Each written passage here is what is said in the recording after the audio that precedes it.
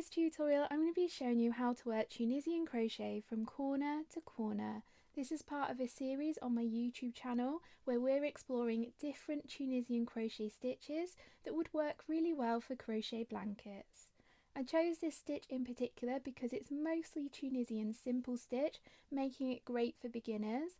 We have increases for the first half of the blanket up to this point, and then decreases from that point forward to get that square shape. And if you know how much yarn you're wanting to use for a blanket, you can use 50% for the increase section and then 50% for the decrease section, meaning that you can use up every last scrap of yarn. Right, that's enough chatter. Let's get learning Tunisian simple stitch from corner to corner. Start by making a slip knot using your preferred method. That's how I like to make my slip knots. And then for this pattern, our starting chain is only going to be 3 stitches. So 1, 2, 3.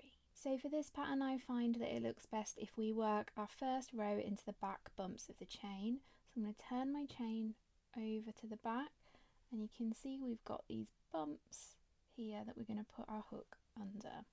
So I'm going to skip this first chain and put my hook under that loop there, yarn over and pull up a loop, and into the last chain, into the purl bump, the back bump of the chain there, yarn over and pull up a loop. So we've now got 3 loops on our hook. To finish off this first row, yarn over and pull through 1, yarn over and pull through 2, yarn over and pull through 2. That's our first row finished. So like I said at the beginning, this first section we're going to be working is going to be increases, and for the increase section we have 2 increases at each side of the row. So at the start and the end of the row we do an increase to get this shape here, because this is the bit we're crocheting at the minute. For this second row, our increases are in a different place to all future rows, so just keep that in mind. So when we work increases in Tunisian crochet, there's quite a few different ways to do it and places to put your crochet hook. For this pattern, I found the neatest way is to go under the top horizontal bar of the stitch. So I'm just going to grab a needle so I can show you where that loop is. So in Tunisian simple stitch, we usually work through the front vertical bar. That's what this loop here is called. But we've also got some horizontal loops here between our vertical bars. So for the increases for this corner to corner Tunisian simple stitch, we're going to be putting our hook under that loop there. That's called the top horizontal bar. So that's where we're making our increases. So if I grab my hook, so to do an increase, I'm going to put my hook under that top horizontal bar there, yarn over and pull up a loop.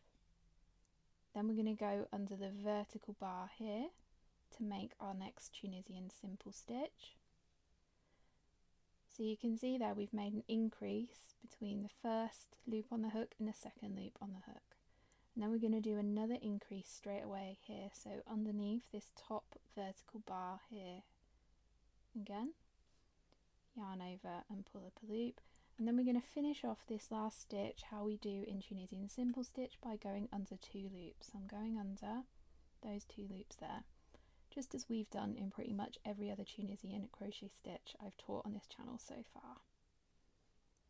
So you should now have 5 loops on your hook because we've made an increase of 2. So for the increase section, every row will have 2 more stitches, so 2 more loops on the hook than the row before. So next we're going to do our normal return pass. So yarn over, pull through 1 loop, yarn over, pull through 2 loops, yarn over, pull through 2, yarn over, pull through 2, yarn over, pull through 2. So that's our second row finished. So for row 3, our increases are going to be 1 stitch over from the previous row.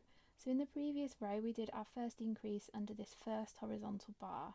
We're actually going to do our next increase after our second stitch. So I'm going to go under this vertical bar here, yarn over and pull up a loop, then I'm going to do my increase. And what this does by doing the increases and the decreases actually after and after the first 2 stitches and before the last 2 stitches. Just gives us this really neat border on our piece of work, so you don't necessarily have to crochet on a border for your blanket. So let's work that increase. I'm going to put my hook under the top horizontal bar again, there, yarn over and pull up a loop, and I'm going to do my Tunisian simple stitch in the next vertical bar. And then if we have a look at our crochet now, we've got 2 stitches left to the end of the row. So here's our edge stitch here and the stitch before that. So I'm going to make an increase again here. So I'm going to go under that top horizontal bar there, yarn over and pull up a loop. So I've done my 2 increases at this point. Then I'm going to work those last 2 stitches. So my hook's going under the vertical bar there. And then for the last stitch, we're going under those 2 loops at the edge of the stitch, as we did previously. And then we finish our return pass. Yarn over, pull through 1, yarn over, pull through 2, all the way across until you've got 1 loop left on your hook.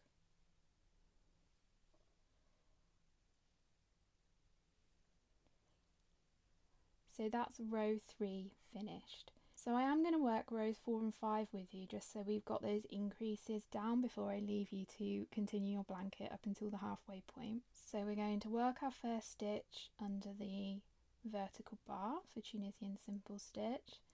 Then I've got 2 loops on my hook, so I know I need to do an increase here. So my increase under that top horizontal bar, just there. And then I'm going to work Tunisian simple stitch across until I've got 2 stitches left to work. So for this row, that's going to be 3 Tunisian simple stitches. 1, 2, 3. So I've now got 2 stitches left unworked, so I'm going to work another increase underneath that horizontal bar. And I'm going to work my final 2 stitches just as we've done previously. And then that return pass, yarn over, pull through 1, then yarn over, pull through 2 until the end of the row.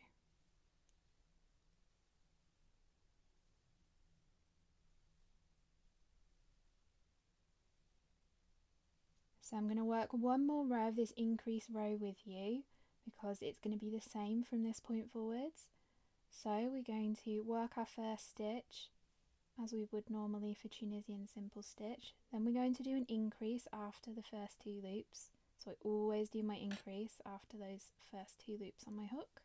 Just my increase. And then I'm going to work Tunisian simple stitch across until I've got 2 stitches left unworked. So for this row that's going to be 5 stitches of Tunisian simple stitch. And this part of the square is going to get longer and longer and longer the bigger it gets.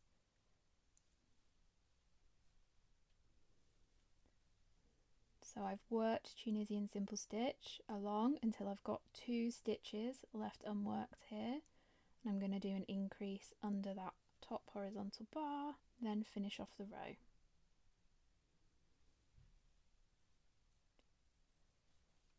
And we're going to do our return pass as we normally would.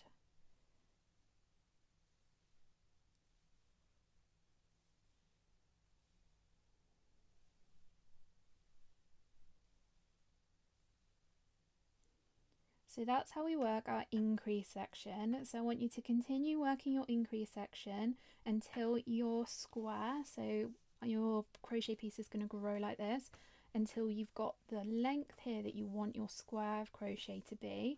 And then come back to this tutorial and I'll show you how we transition into decreases for this part of the square. So I've gone ahead and worked a few more increase rows, and I'm now at the point I want to start my decreases. Before we start decreases, I recommend you do 1 row of Tunisian simple stitch with no increases or decreases. I did that on my square layer here, and I think it helped this corner be a bit more pointy when I blocked my square. So yeah, I'm just going to work a row of straight Tunisian simple stitch here, and then I'll show you the decreases. So I've gone ahead and worked that row of Tunisian simple stitch, and now I'm going to show you a decrease row. So to decrease in Tunisian simple stitch, when we're working our forward pass, we put our hook under 2 loops at once. So So I've just put my hook under both of those first 2 loops of the row, then yarn over, and I'm going to pull a loop through both of those loops. And you can see there we've decreased 2 vertical bars down into 1. Then I'm going to work Tunisian simple stitch all the way across until I've got 3 stitches left to work. So there I've got 3 stitches left to work. 1, 2, 3.